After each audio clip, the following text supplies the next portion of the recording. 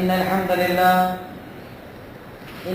لله نحمده ونستعينه ونستغفره ونؤمن به ونتوكل عليه ونعوذ بالله من شرور أنفسنا ومن سيئات أعمالنا من يهده الله فلا مضل له ومن يضلله فلا هادي له وأشهد أن لا إله إلا الله وأشهد أن محمدا عبده ورسوله أما بعد فقد قال الله تعالى في كلامه المجيد والفرقان الحميد فأعوذ بالله من الشيطان الرجيم بسم الله الرحمن الرحيم قاف والقرآن المجيد بل عجبوا أن جاءهم منذر منهم فقال الكافرون هذا شيء عجيب أئذا متنا وكنا ترابا ذلك رجع بعيد قد علمنا ما تنقص الأرض منهم وعندنا كتاب حفيظ بل كذبوا بالحق لما جاءهم فهم في أمر مريج أفلم ينظروا إلى السماء فوقهم كيف بنيناها وزيناها وما لها من فروج والأرض مددناها وألقينا فيها رواسي وأنبتنا فيها من كل زوج بهيج تبصرة وذكرى لكل عبد منيب ونزلنا من السماء ماء مباركا فأنبتنا به جنات وحب الحصيد والنخل باسقات لها طلع نضيد رزقا للعباد وأحيينا به بلدة ميتا كذلك الخروج كذبت قبلهم قوم نوح وأصحاب الرس وثمود وعاد وفرعون وإخوان لوط وأصحاب الأيكة وقوم تبع كل كذب الرسل فحق وعيد أفعينا بالخلق الأول بل هم في لبس من خلق جديد وقال في موضع آخر يا أيها الناس اتقوا ربكم الذي خلقكم من نفس واحدة وخلق منها زوجها وبث منهما رجالا كثيرا ونساء واتقوا الله الذي تساءلون به والأرحام إن الله كان عليكم رقيبا. تعریف و توصیف اس اللہ رب العالمین کے لیے جو یک و تنہا اس کائنات کا خالق و مالک ہے. ان گنت بے شمار درود و سلام ان پر کہ جنہیں اللہ رب العالمین نے شافی محشر ساقی کوثر احمد مصطفیٰ محمد مصطفیٰ صلی اللہ علیہ وسلم بنایا. اللہم صلی علی محمد وعلی آل محمد كما صليت على إبراهيم وعلى آل إبراهيم إنك حميد مجيد. اللهم بارك على محمد وعلى آل محمد كما باركت على إبراهيم وعلى آل إبراهيم إنك حميد مجيد. رب اشرح لي صدري ويسر لي أمري واحلل عقدة من لساني يفقهوا قولي. ربي زدني علما ربي زدني علما ربي زدني علما. آج کے خطبہ جمعہ میں ایک مختصر سا عنوان جو آپ کے سامنے رکھنا ہے وہ ہے رشتہ داری جوڑیے. اللہ رب العالمین نے قرآن کریم کی اس آیت کے اندر جو میں نے آپ کے سامنے تلاوت کی اللہ تعالیٰ ارشاد فرماتا ہے کہ اے لوگوں اپنے رب کا تقوی اختیار کرو. اور وہ رب کون؟ جس نے تمہیں ایک جان سے پیدا کیا یعنی حضرت آدم سے پیدا کیا. آدم سے ان کی بیوی حوا کو بنایا اور ان سے تم تمام انسانوں کو مرد کو عورت کو سب کو پیدا فرمایا. اور دوسری جگہ اللہ تعالیٰ نے یہ بھی ارشاد فرمایا کہ اس کے بنانے کے بعد ہم نے تمہیں قبیلوں کے اندر بانٹ دیا, الگ الگ ناموں کے اندر بانٹ دیا, الگ الگ برادریوں کے اندر بانٹ دیا. کاموں کے اعتبار سے برادری تقسیم کر دی گئی. جو آدمی جو کام کرتا ہے وہ اس کی برادری کا نام ہو گیا اور وہ اس کی پہچان بن گئی. اللہ تعالیٰ کہتا ہے پر سب کے باپ ایک ہے, سب کی ماں ایک ہے, تمہیں بنانے والا ایک ہے. اور اس اللہ رب العالمین نے جب تم تمام کو بنایا اور بنانے کے بعد قبیلوں کے اندر بانٹا تو اللہ تعالیٰ تمہیں اس آیت کے اندر حکم دیتے ہوئے ارشاد فرماتا ہے کہ تم اللہ سے ڈرو کیونکہ اللہ تعالیٰ تم سے رشتہ داریوں کے بارے میں سوال کرے گا. وہ رشتے جس کے ساتھ ہم زندگی گزارتے ہیں, وہ رشتے جو زندگی کے الگ الگ موڑوں پر بنتے ہیں یا بنائے جاتے ہیں, وہ رشتے جو شادی کے ذریعے نکاح کے ذریعے بنتے ہیں, کہیں پیدائش کے ذریعے بنتے ہیں, ان رشتوں کے اندر یہ انسان گھرا ہوا ہوتا ہے. وہ رشتے جس کے ساتھ انسان زندگی گزارتا ہے, وہ رشتے کہ جس کے اندر اچھائی اور برائی میں دوسرے کا ساتھ دیا جاتا ہے, وہ رشتے کہ اگر کوئی غم ہو ہم مل کر اس کے غم کو ہلکا کرتے ہیں, اگر خوشی ہو تو مل کر اس کی خوشیوں کو بانٹتے ہیں, اگر اس کے گھر کے اندر کوئی پروگرام ہو ہم مل کر اس کے پروگرام کو آسان بناتے ہیں. اس پوری چیزوں کا نام, اس پورے سسٹم کا نام رشتے داری ہے, جس کے اندر اللہ رب العالمین نے انسان ہونے کی حیثیت سے ہمیں باندھا ہے, اور باندھنے کے بعد اس کے احکامات بھی بتائے اور ہمیں حکم دیا. ایک جگہ نہیں, قرآن کریم کے اندر صرف ایک جگہ نہیں, احادیث کے اندر ایک جگہ نہیں, اللہ رب العالمین نے بار بار قرآن کے اندر اور احادیث کے اندر ان رشتوں کے بارے میں ہمیں تلقین کی. کہ جو آیت میں نے آپ کے سامنے تلاوت کی, اللہ رب العالمین نے رشتے کی اہمیت کو بتاتے ہوئے ہمیں اتنا ارشاد فرما دیا کہ تم رشتوں کی بہت قدر کرنا, رشتے داروں کی اہمیت کو سمجھنا, اپنے رشتوں کو جوڑنا, رشتے داروں کی قدر کرنا, کیونکہ اللہ تعالیٰ تم سے قیامت کے دن رشتوں کے بارے میں سوال کرے گا. صرف ایسا نہیں کہ تجھ سے تیری نماز کا سوال ہوگا, تیرے روزے کا سوال ہوگا, تیری زکات اور حج کا سوال ہوگا. ہر وہ رشتہ جو تجھ سے جڑا ہوا ہے, کل روز قیامت اللہ اس رشتے کے بارے میں سوال کرے گا. ان رشتے داریوں کے بارے میں اللہ تعالیٰ پوچھے گا, کیا تو نے حق ادا کیا, کیا تو نے حق کو پورا کیا, کیا تو نے ذمہ داریوں کو ادا کیا, کیا تو غم میں کھڑا رہا, کیا تو خوشیوں میں شریک رہا. اگر ہاں تو انشاءاللہ جنت دی جائے گی, اگر نہ تو اللہ رب العالمین کا عذاب تو اس پر نازل ہوگا. اس لیے رشتے داروں کی قدر کر, رشتے داریوں کی قدر کر, ان رشتوں کو سمجھ. کیا جس دنیا کے اندر زندگی گزارتے ہیں, ہمیں اپنوں کی قدر کم, دوسروں کی فکر زیادہ ہے. ہمیں اپنوں کی فکر کم اور دوسروں کی فکر زیادہ ہے. ہم رشتوں کی اہمیت کو نہیں سمجھتے, ہم رشتوں کی قدر نہیں کرتے. وہ رشتے جس کے بارے میں اللہ تعالیٰ قرآن کے اندر حکم دیتے ہوئے کیا فرماتا ہے, وَقَضَىٰ رَبُّكَ أَلَّا تَعْبُدُوا إِلَّا إِيَّاهُ وَبِالْوَالِدَيْنِ إِحْسَانًا. اللہ رب العالمین ہمیں رشتوں کے اندر جو قدر بتانے کا آیا, سب سے پہلے اللہ تعالیٰ کہتا ہے کہ اللہ تعالیٰ نے فیصلہ کر دیا کہ اس کائنات کے اندر سب سے بڑا حق کسی کا ہے تو اللہ رب العالمین, اور اللہ کے بعد اگر سب سے بڑا حق کسی کا ہے تو ماں باپ کا حق ہے. ماں باپ کی اہمیت کو سمجھ, پھر اس رشتے کی اہمیت کو سمجھ, اس رشتے کی قدر کر کہ اللہ رب العالمین تجھ سے اس رشتے کے بارے میں سوال کرے گا. تیرے ماں باپ کے حقوق, تیری ماں کا حق, تیرے باپ کا حق, ان کی ذمہ داری, چاہے جوانی میں ہو, بڑھاپے میں ہو, تو چھوٹا ہو, بڑا ہو, بوڑھا ہو جائے, جب تک تیرے ماں باپ زندہ ہیں اس رشتے کی تجھے قدر کرنا ہوگی. اور اللہ رب العالمین اس رشتے کے بارے میں تجھ سے سوال کرے گا. کتنی اللہ رب العالمین ہمیں حکم دیتا ہے, لیس البر ان تولوا وجوهكم قبل المشرق والمغرب ولكن البر من آمن بالله واليوم الآخر. اللہ رب العالمین کہتا ہے کہ صرف نیکی اس کا نام نہیں ہے کہ تم کس طرح منہ کر کے نماز پڑھتے ہو. صرف یہ مت سمجھنا کہ میں آیا کعبہ کی طرف منہ کیا, نفلیں پڑھ لی, سنت پڑھ لی, کام پورا ہو گیا, یہ نیکی ہے. پر صرف یہی نیکی نہیں ہے. اللہ تعالیٰ کہتا ہے کہ نیکی صرف یہ نہیں ہے کہ تو کس طرح منہ کر کے نماز پڑھتا ہے.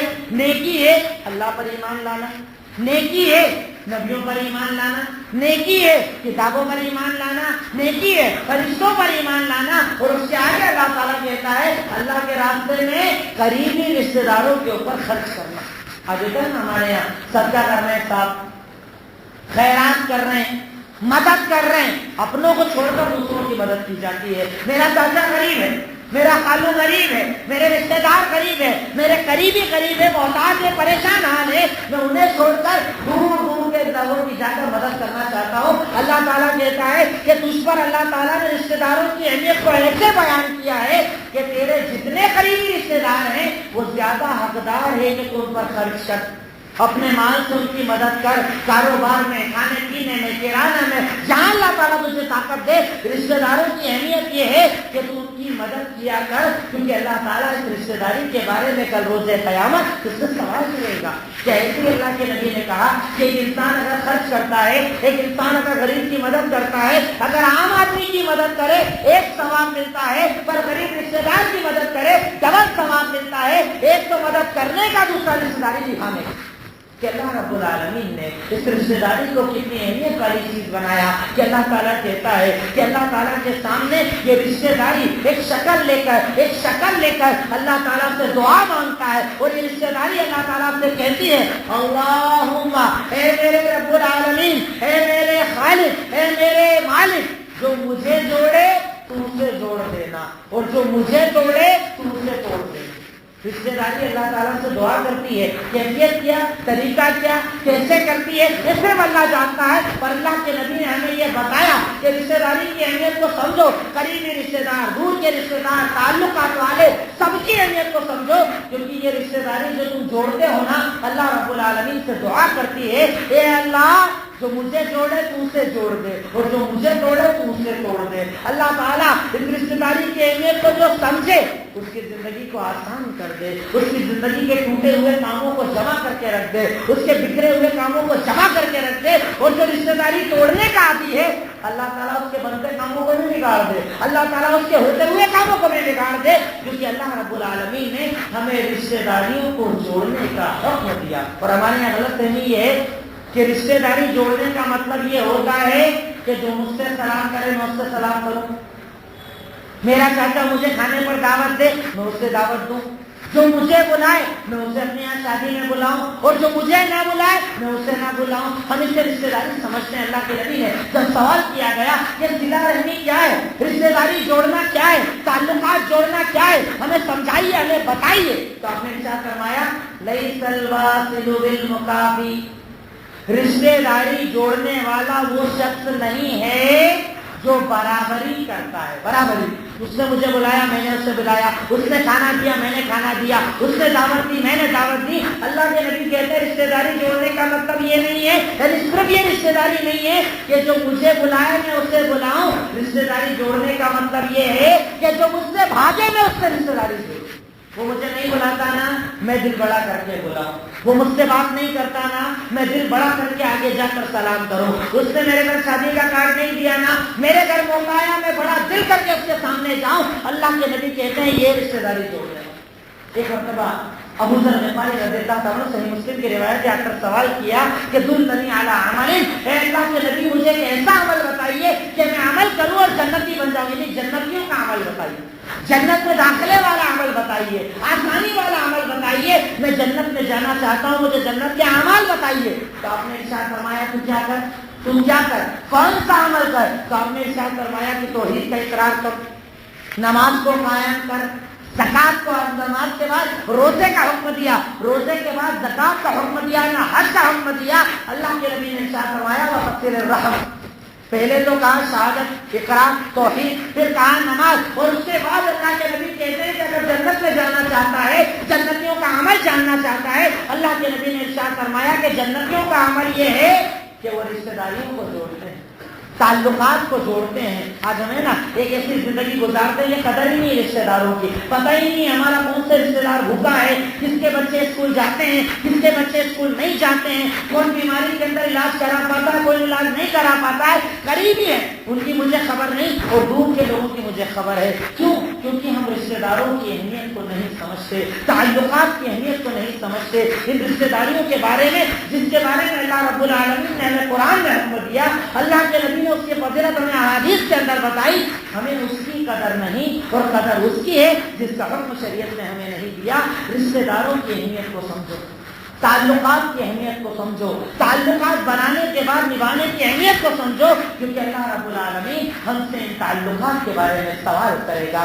اللہ تعالیٰ ہم سے رشتہ داریوں کے بارے میں سوال کرے گا، کیا تو نے حق ادا کیا، کیا تو نے حق ادا کیا، کیا تو نے ضرورت مندوں کی ضرورت کو پورا کیا، کیا تو نے رشتہ دار جو تیرے بھوکے محتاج پریشان حال تھے کیا تو نے ان تک دین پہنچایا، ہدایت کا راستہ بتایا۔ آج ہوتا ہے نا دعوت کا کام کر رہے ہیں، سارے زمانے میں دعوت کا کام کر رہے ہیں، پر قریبی رشتہ دار شرک کے اوپر، توحید کو نہیں جانتے، نمازیں نہیں پڑھتے، حلال حرام کو نہیں جانتے، انہیں نہیں سمجھاتے، سارے زمانے کے سامنے دعوت کا کام کرتے۔ جبکہ حضرت ابراہیم نے سب سے پہلے ابائی کو سمجھایا، حضرت نوح نے سب سے پہلے بیٹے کو سمجھایا تھا، حضرت نوح نے سب سے پہلے بیوی کو سمجھایا تھا، خود اللہ کے نبی نے سب سے پہلے اپنے چاچا بھپو خالہ رشتہ داروں کو جمع کر کے کہا تھا کہ قولوا لا الہ الا اللہ تفلحوا، کہو اللہ کے سوا کوئی عبادت عبادت کے لائق نہیں کامیاب ہو جاؤ گے تو میرے ہر اچھے عمل کا سب سے پہلا حقدار میرا رشتے دار ہوتا ہے، میرے تعلقات والا ہوتا ہے، میرا وہ رشتے دار جس سے اللہ رب العالمین نے میرا رشتے دار بنایا ہے،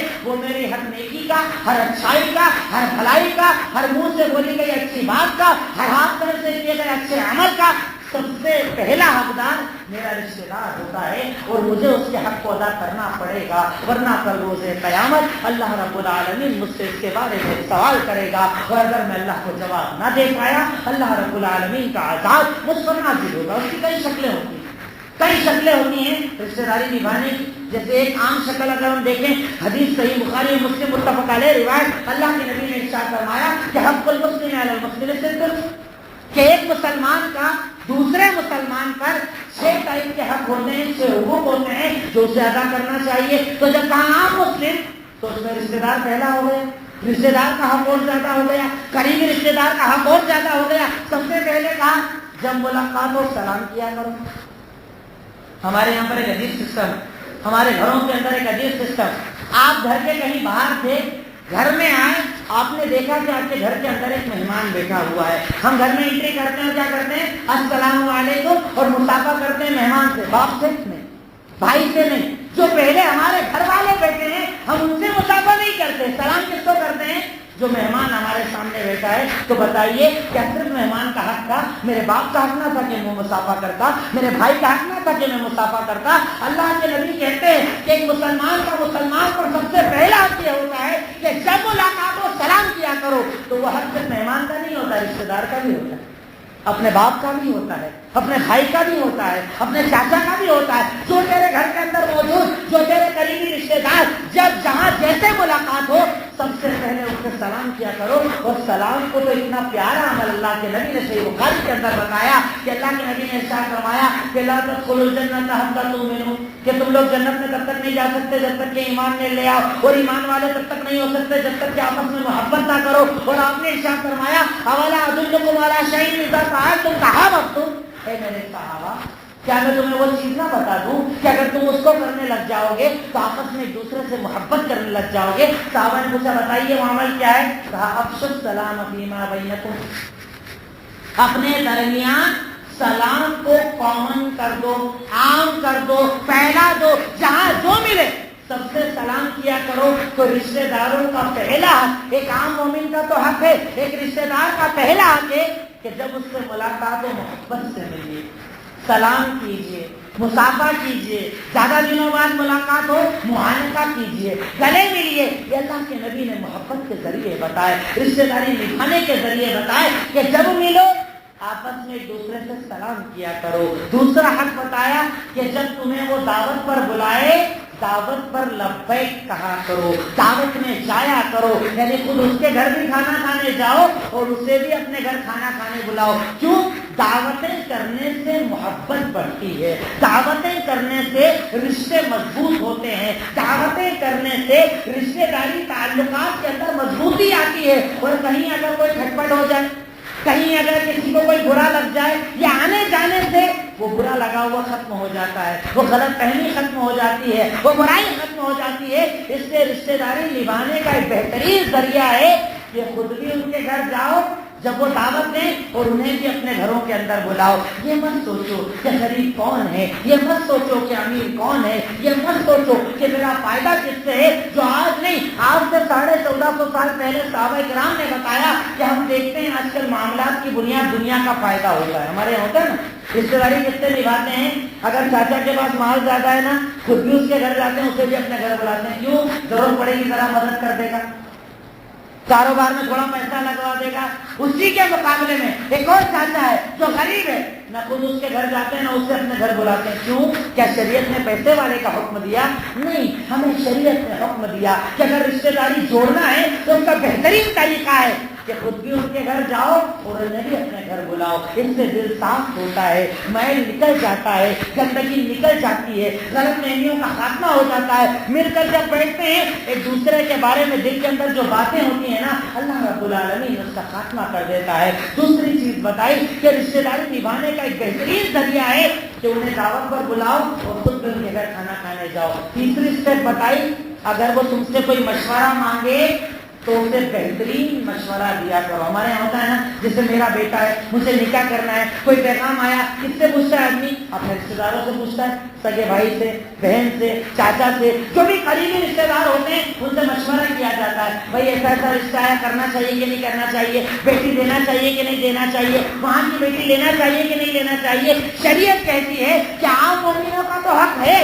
پر رشتے داروں کا یہ حق اور زیادہ ہے کہ جب مشورہ مانگا جائے بہترین مشورہ دیا کرو. پر ہمارے یہاں کیا ہوتا ہے, اچھا اپنی بیٹی کو بھرتی اس لیے بتاؤ, اپنی پریشان ہے نا اس کی بھی پریشان کر دو. کیوں؟ یہ اپنے ساتھ برا کرتا ہے. اس گھر کی لڑکی کو آنے دو اس کے گھر میں, تب اس کو پتا چلے گا کہ حالات کیا ہوتے ہیں, گھر کی تکلیف کیا ہوتی ہے. جبکہ شریعت ہمیں کہہ رہی ہے کہ بہترین ذریعہ ایک مومن کا مومن پر حق, ایک رشتے داری نبھانے کا ذریعہ یہ ہے کہ جب مشورہ لیا جائے تو اچھا مشورہ دیا کرو. کاروبار کے لیے کوئی پوچھنے آیا, بھائی آپ کا یہ کاروبار ہے, آپ اس کے بارے میں اچھا نالج رکھتے ہو, ذرا مجھے بتاؤ, مجھے بھی کاروبار شروع کرنا ہے. بیکار ہے, کرو ہی مت, میں تو خود بند کر رہا ہوں, میں تو خود نہیں چینج کر رہا ہوں. کیوں کہ اگر اس سے بتایا تو اس کا زیادہ چل جائے گا, میرا کم نہ ہو جائے. ہمیں یہ لگتا ہے کہ روزی کا دینے والا وہ ہے جو مجھ سے مشورہ مانگنے آیا ہے, وہ میری روزی لے جائے گا. جبکہ اللہ تعالیٰ قرآن کے اندر کہتا ہے ان اللہ هو الرزاق ذو القوة المتین, کہ روزی کا دینے والا تو اللہ ہے نا,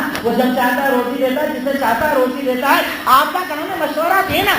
اگر آپ کا کاروبار اچھا ہے, آپ کا بھائی, آپ کا چاچا, آپ کا رشتے دار ہم سے پوچھنے آیا ہے, کھل کر مشورہ دیجیے. ہاں میں یہ کام کر رہا ہوں, اس کے اندر یہ پلس ہے, یہ مائنس ہے, یہ کرو گے تو یہ فائدہ ہے, یہ کرو گے تو یہ نقصان ہے, اچھا کام ہے کرو, اگر برا ہے تو برا بتاؤ, اچھا ہے تو اچھا بتاؤ. یہ آپ کا حق ہے, یہ رشتے داروں کا حق ہے, یہ تعلقات کا حق ہے. اس کے بعد اگلی اسٹیپ بتائی, اگر کوئی بیمار ہو جائے تو عیادت کرنے جایا. اس سلسلے میں تو ہمارے یہاں بالکل کوتاہی پائی جاتی. شادی میں سب جاتے برابر, دعوت میں سب جاتے برابر, کھانا کھانے کے لیے بلاؤ سب جاتے برابر. وہ پہلے ہی چیک کر لیتے گوشت کس چیز کا بنا, کنفرم کرو گے. ایک کو آگے بھیج دیا, کنفرم کر دیا, اور دیکھ پر ہی سیٹنگ کر لیتے ہیں پہلے سے. کھانے پینے میں بالکل حاضر ہے, پر بیماری کا پتہ چل جائے ملنے کی اہمیت نہیں. کیوں؟ اللہ کے نبی نے کہا جب تم میں سے کوئی انسان کسی بیمار کی عیادت کرنے جاتا ہے تو جانتے ہو اس کے بغیرت وہ جنت کے گارڈن کے اندر بیٹھا ہوا ہوتا ہے. جب تک بیمار کے پاس ہوتا ہے تب تک گویا کہ جنت کے گارڈن کے اندر بیٹھا ہوا ہوتا ہے. بتائیے اس سے رشتے داری مضبوط ہوتی ہے کہ نہیں ہوتی ہے؟ کسی اور کو چھوڑو, اپنے دل پر ہاتھ رکھو. اگر کبھی کہیں ایسا موقع آپ کی زندگی کے اندر آیا, آپ کا باپ بیمار رہا, آپ کی ماں بیمار رہی, آپ خود بیمار رہے, اس وقت اگر کوئی آپ سے ملنے آتا ہے, آپ کے دل میں کبھی اس کی محبت ختم نہیں ہوتی. بیماری میں اگر کوئی ملنے آ جائے, انتقال میں اگر کوئی ساتھ کھڑا ہو جائے, پریشانی میں اگر کوئی ساتھ کھڑا ہو جائے, اس کو انسان کبھی نہیں بھولتا. شادی میں آنے والوں کو بھول سکتا ہے, پر بیماری آنے والوں کو کبھی کوئی نہیں بھولتا. اس سے اللہ کے نبی نے کہا کہ محبت پیدا کرنے کا ذریعہ, رشتے داری جوڑنے کا ذریعہ ہے کہ جب پتا چلے نا کہ میرا بھائی بیمار ہو گیا, خالہ بیمار ہو گئی, پھپھو بیمار ہو گئی, رشتے دار کوئی قریبی بیمار ہو گیا, فوراً سارا کام چھوڑ کر عیادت کرنے جاؤ. اس سے تمہارے دلوں کے اندر محبت پیدا ہوگی, ایک دوسرے کے لیے درد کا جذبہ پیدا ہوگا. اس سے آگے ارشاد فرمایا کہ اگر انتقال کی خبر آ جائے جنازے میں جایا کرو. جنازے میں جانے کے بعد دفن کر جایا کرو. اور دفن کے بعد تمہارا حق کیا ہے؟ 3 دن تک جس کے گھر میں انتقال ہوا ہے وہ کھانا نہیں بنائے گا, اسے کھانا کون کھلائے گا؟ رشتے دار. یہ رشتے داروں کا حق ہے, یہ رشتے داروں کی ذمہ داری ہے, یہ رشتے داری نبھانے کا ذریعہ ہے کہ اگر تمہیں پتا چلے کسی کے گھر انتقال ہوا ہے, تم اس سے محبت کرتے ہو, وہ تمہارا رشتے دار ہے, وہ تمہارا محبوب ہے, تو اس کے گھر جاؤ, کھانا لے کر اس کے گھر کھانا کھلاؤ, خود اس سے بھی کھلاؤ, وہاں بیٹھ کر خود بھی کھانا کھاؤ. اس سے تمہارے دلوں کے اندر محبت پیدا ہوگی, رشتوں کے اندر مضبوطی آئے گی. پر آج ہماری زندگی تو یہ ہے کہ ذرا سی غلط فہمی پر خون کے رشتوں کو توڑ دیا جاتا ہے, خون کے تعلقات کو توڑ دیا جاتا ہے. ایک ذرا سی بات کہیں سے آ جائے کہ اس نے تیرے بارے میں یہ کہا, کنفرم کہا ہوگا, بولنے والے کی بات کو مانا اور دشمنی کو اور زیادہ بڑھاوا دے دیا. تو اللہ کے نبی نے ہمیں حکم دیا, ہمیں ارشاد فرمایا کہ تو اپنے بھائی کے بارے میں بدگمانی رکھے, اس سے زیادہ بہتر ہے اس کے بارے میں تو عذر تلاش کر لیا کر. تجھے کسی نے آ کر کہا ارے وہ تمہارے چاچا ہے نا, تو تمہارے بارے میں ایسا بول رہے تھے, ہم بولا ہاں بولا ہی ہوگا, وہی ایسا ایسے ہی کرتا ہے, کہانی یہی ہے اس کا. اب بولا اور میں نے اس ایک بات کی بنیاد پر پورا محل کھڑا کر لیا. اب جب چاچا سامنے آیا اگر وہ بول بھی دے السلام علیکم, میں جواب ہی نہیں دیتا. اسے دیکھ کر منہ پھیر لیتا ہوں، کہیں مل جائے اس سے بات کرنا پسند نہیں کرتا ہوں، جبکہ میرے نبی نے وہ جو میرے اور آپ کے آئیڈیل، ہم تمام کے آئیڈیل جن کا ہم نے کلمہ پڑھا، جن کو ہم نے نبی مانا، جن کی زندگی جیسی زندگی بنانے کا ہم نے رب کے سامنے اعلان کیا، وہ نبی ہم سے کہتے ہیں کہ اپنے بھائی کے بارے میں بدگمانی رکھنے سے بہتر ہے اس کے بارے میں عذر تلاش کرو۔ جب کوئی آ کر یہ کہے نا کہ میرے چاچا نے تیرے بارے میں ایسا بولا، بولنے تو ان کا حق ہے، میرے چاچا ہیں، میرے بڑے ہیں، وہ بول سکتے ہیں، وہ حق ہے ان کا۔ اور وہیں فون نکالو اور بولو ارے چاچا ایک آدمی میرے پاس آیا ہے اور مجھے ایسا بتا رہا ہے کہ آپ نے میرے بارے میں ایسا بولا، ادھر سے آواز آئے گی بھتیجے اللہ کی قسم میں نے تیرے بارے میں ایسا کوئی جملہ نہیں بولا، غلط فہمی وہیں ختم ہو جائے گی۔ پر ہم غلط فہمیوں کو بڑھاتے ہیں، ان کے اوپر عمارتیں کھڑی کرتے ہیں، ان کے بنیاد پر تعلقات کو توڑتے ہیں، ان کی بنیاد پر رشتوں کو توڑتے ہیں، اور جن کے اندر اتنا بغض، اتنا عناد، اتنی نفرت بھر لیتے ہیں کہ اب موقع پڑے گا تب اسے بتاؤں گا، اب آنے تو میرے ہاتھ میں موقع تب بتاؤں گا، اب میں اس کے سامنے ایسا کر کے دکھاؤں گا، اور اس بنیاد پر رشتے داریوں کو توڑ دیتے ہیں، تعلقات کو توڑ دیتے ہیں، خون کے رشتوں کو توڑ دیتے ہیں، بنے بنائے اپنے اس مکمل گھر کو برباد کر دیتے ہیں۔ کیوں؟ کیونکہ ہمیں رشتے داری جوڑنے سے زیادہ رشتے داری توڑنے کے اندر مزہ آتا ہے۔ ہمیں یہ لگتا ہے کہ جو شیطان میرے پاس غلط فہمیاں لے کر آیا نا یہ اچھا تھا، جبکہ اللہ کے نبی نے کہا کہ اس سے بہتر تھا تو اپنے دل کے اندر عذر تلاش کرتا، نہیں ایسا نہیں ہوا ہوگا، نہیں چاچا نے ایسا نہیں بولا ہوگا، انہوں نے ایسا نہیں ویسا بولا ہوگا، ان کے بولنے کا یہ مقصد رہا ہوگا، ان کے بولنے کا وہ مقصد رہا ہوگا، یہ بولنے والا جھوٹا ہے، یہ بولنے والا غلط ہے۔ میں اپنے رشتوں کی قدر کروں گا، میں اپنے رشتوں کو جوڑوں گا، میں اپنے تعلقات کو جوڑوں گا۔ اور آخری میں چونکہ وقت ہو چکا ہے، صرف اس حدیث کو اپنے سامنے رکھیں تو انشاءاللہ رشتے داروں میں محبت پیدا کرنا آسان ہو جائے گا۔ آج ہمارے یہاں جھگڑوں کی بڑی وجہ ہے غلط فہمی، وہ غلط فہمی جس کی بنیاد پر دلوں کو ہم نے بھر لیا ہے۔ کیا وہ روایت ہم اپنے سامنے نہیں رکھتے؟ مسند احمد کی وہ مشہور روایت جو پہلے بھی میں بیان کر چکا ہوں کہ اللہ کے نبی نے کہا اے میرے صحابہ جنتی آنے والا ہے۔ انصاری صحابی کپڑے گندے، وضو بنایا ہوا ہے، چپل بغل میں دبا رکھی ہے، مسجد کے اندر داخل ہوئے، صحابہ نے دیکھا، تعجب ہوا، آپ نے کہا یہ جنتی ہے، یہ جنتی ہے۔ صحابہ نے کہا، دن گزر گیا، اگلے دن پھر آپ نے کہا اے میرے ساتھیوں جنتی آنے والا ہے۔ وہی صحابی اسی کنڈیشن کے اندر آئے، تیسرے دن کہا اے میرے صحابہ جنتی آنے والا ہے۔ وہی آدمی اسی کنڈیشن کے اندر آئے، حضرت عبداللہ ابن عمرو ابن عاص سے رہا نہ گیا، ان کے پیچھے پیچھے گئے، کہا اے میرے چچا میرے ابا سے میرا جھگڑا ہو گیا ہے، 3 دن آپ کے گھر میں رہنا چاہتا ہوں، رہنے کی اجازت دے دو۔ مقصد کیا تھا کہ جنتی کا عمل دیکھنا ہے، 3 دن سے اللہ کے نبی نے جنتی بول رہے ہیں، ان کا عمل دیکھنا ہے۔ گھر کے اندر گئے، عام جو عمل صحابہ کرتے تھے وہی عمل وہ بھی کرتے تھے، کوئی ایکسٹرا عمل نہیں کرتے تھے۔ جب 3 دن گزر گئے، عبداللہ ابن عمرو ابن عاص نے کہا کہ اے میرے چچا سنیے، میرے ابا سے میرا جھگڑا نہیں ہوا، بس مسئلہ یہ تھا کہ اللہ کے نبی نے آپ کو کہا کہ 3 بار جنتی جنتی جنتی، آپ کا عمل میں جاننا چاہتا تھا۔ کہا بھتیجے وہی عمل ہے جو تو نے دیکھا، صبح کا کوئی عمل کرتا نہیں ہوں، جو عمل تو نے دیکھا وہی میرا عمل ہے۔ پلٹ کر جانے لگے، دوبارہ بلایا کہ میرے بھتیجے سن، میرا ایک عمل ہے، شاید وہ عمل ہے کہ جس کی بنیاد پر اللہ نے مجھے جنتی بنا دیا ہے۔ کہا وہ عمل کیا ہے؟ کہا جب میں رات میں سوتا ہوں نا، جب سوتا ہوں نا، سونے کے پہلے ہر ایک کو معاف کر کے سوتا ہوں، میرے دل کے اندر کسی کے لیے کینہ نہیں ہوتا، حسد نہیں ہوتا، بغض نہیں ہوتا، بدلہ لینے کا جذبہ نہیں ہوتا، انتقام کی سازشیں نہیں ہوتی، میں اللہ کی رضا کے لیے سب کو معاف کر کے سوتا ہوں۔ سوچیے اگر یہ جذبہ 1 دن کے لیے، 2 دن کے لیے، 1 سال کے لیے، 2 سال کے لیے اپنے دلوں کے اندر ہم پیدا کر لیں، رشتے داریاں کتنی مضبوط ہو جائیں گی، تعلقات کتنے مضبوط ہو جائیں گے، ٹوٹے ہوئے کتنے قریب آ جائیں گے کہ جب میں نے اللہ کی رضا کے لیے سب کو معاف کر دیا تو صبح میری کسی سے دشمنی نہیں، کسی سے میرے تعلقات ٹوٹے ہوئے نہیں، ہر ایک میرا بھائی، ہر ایک سے میرے تعلقات، تب کس بنیاد پر نفرت،